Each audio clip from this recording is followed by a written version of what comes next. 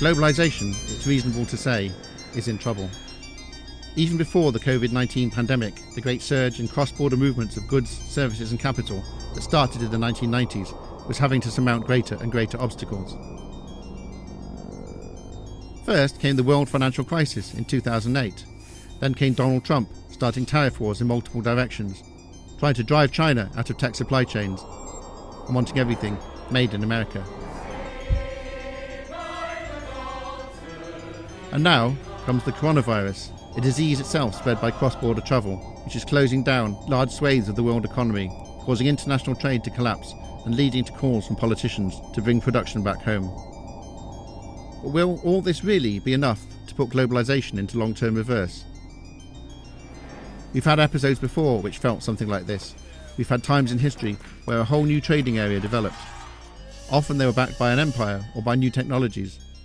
Those systems eventually degraded or collapsed, but it took quite a lot, sometimes involving disease and even more so war, to destroy them. So, to understand what happened in the past and get some pointers for the future, let's first talk about the ancient Romans. The Romans imposed their rule across much of Europe and around the Mediterranean. They traded mainly in grain, linen, wine, pottery.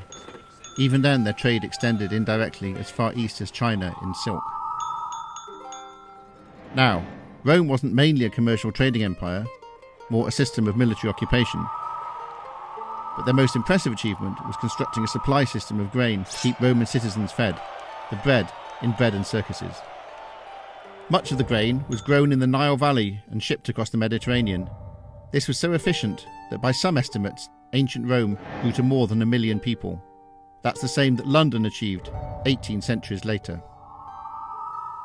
Like many empires though, Rome overstretched. It was attacked by Germanic tribes, the Vandals and the Visigoths, and it collapsed.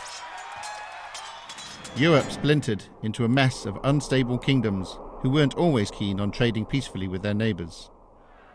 It wasn't until more than 700 years later, in the 13th century, that another empire arose to pick up where the Romans had left off. The Mongols. Step forward Genghis Khan, who brought the vast empire together.